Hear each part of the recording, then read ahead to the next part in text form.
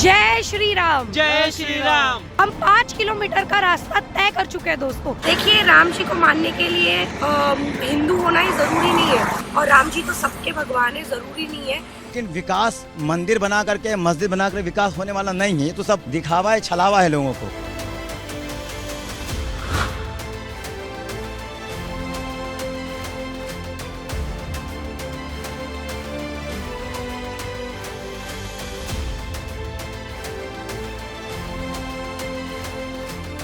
রাম জন্মভূমি অযোধ্যায় রামচন্দ্রের ভব্য মন্দিরের নির্মাণ হয়ে গেছে। এরই মাঝে মন্দিরের উদ্বোধন, রামলালার অভিষেক এবং প্রাণ প্রতিষ্ঠার আয়োজনও চলছে খুবই দ্রুত বেগে। 22শে জানুয়ারি 2024 এই দিনটিতে রামলালার প্রাণ প্রতিষ্ঠা করা হবে। রাম মন্দিরের নির্মাণ নিয়ে অপেক্ষা করেছিলেন প্রচুর মানুষ।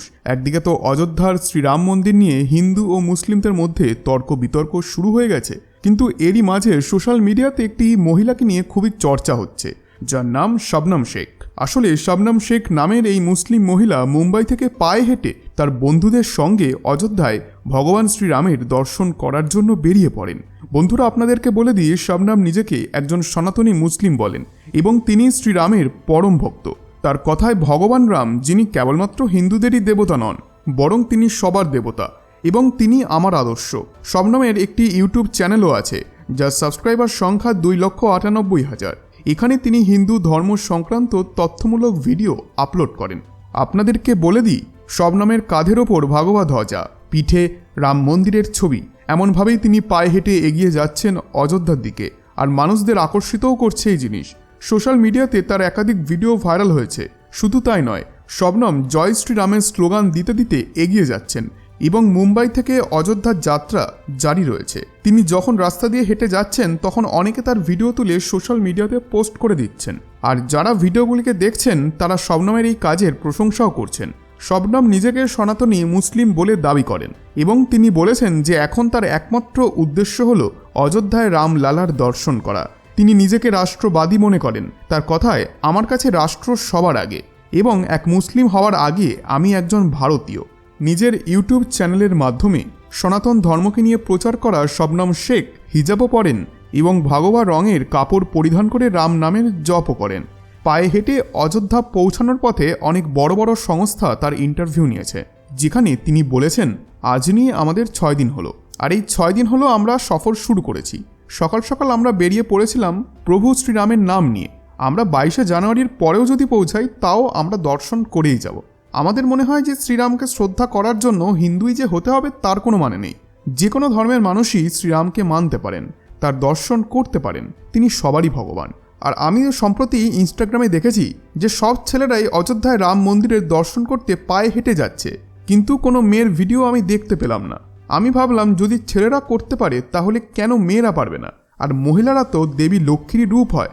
আর শবনম শেখ এও জানিয়েছেন যে বিরোধ যারা করছে সেসব দেখার সময়ও আমাদের কাছে নেই। তবে সোশ্যাল মিডিয়াতে কিছু কমেন্ট ও মেসেজে আমরা নেগেটিভিটি দেখতে পাচ্ছি, কিন্তু এসব নেগেটিভিটিকে আমি গুরুত্বও দিচ্ছি না, কারণ এর থেকে হাজার হাজার গুণ বেশি ভালোবাসা আমরা পাচ্ছি। বন্ধুরা, আপনাদেরকে বলে দিই, শবনম শেখ ছোটবেলা থেকেই ভগবান শ্রীরামের সিরিয়াল দেখতেন। তখন থেকেই তার শ্রীরামের প্রতি ভালোবাসা জন্ম হয়। তারপর তিনি রামজিকে নিয়ে চর্চা শুরু করেন, আর শ্রীরামের জীবনী জেনে তিনি আপ্লুত হয়ে যান। তিনি শ্রীরামকে তার আদর্শ মনে করেন। এমনকি শবনম তার নামের আগে সনাতনী মুসলিমও লেখেন। আর এদিকে শবনমের সিকিউরিটির কথা মাথায় রেখে মহারাষ্ট্র সরকার তার সুরক্ষার জন্য 3 জন পুলিশ কর্মীকেও নিয়োগ করেছে। শবনমের কথায় সিএম যোগী আদিত্যনাথ ও প্রধানমন্ত্রী নরেন্দ্র মোদীর দ্বারা তিনি বেশ প্রভাবিত।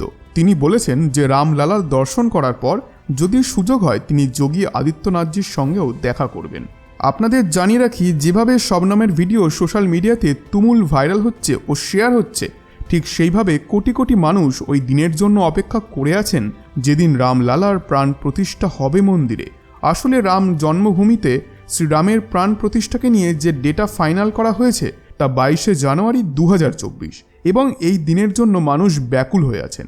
এখন সাধারণ মানুষদের কাছে একটি মুহূর্ত এক ঘন্টার সমান। বলে দিই, 22 তারিখ প্রাণ প্রতিষ্ঠা করবেন প্রধানমন্ত্রী নরেন্দ্র মোদী। প্রাণ প্রতিষ্ঠার জন্য শুভ সময়ের সময়কাল মাত্র 84 সেকেন্ড হবে, যেটি 12:30 পর হবে। আসলে শ্রীরাম জন্মভূমি তীর্থক্ষেত্র ট্রাস্ট রামলালার স্থাপনার জন্য অনেক তারিখের বিকল্প দিয়েছিল, যার মধ্যে 17ই জানুয়ারি থেকে 25শে জানুয়ারি পর্যন্ত 5টি তারিখ ছিল। কিন্তু কাশীর জ্যোতিষাচার্য পণ্ডিত গণেশ্বর শাস্ত্রী তারিখ হিসেবে 22শে জানুয়ারি ও শুভ সময় বেছে নেন।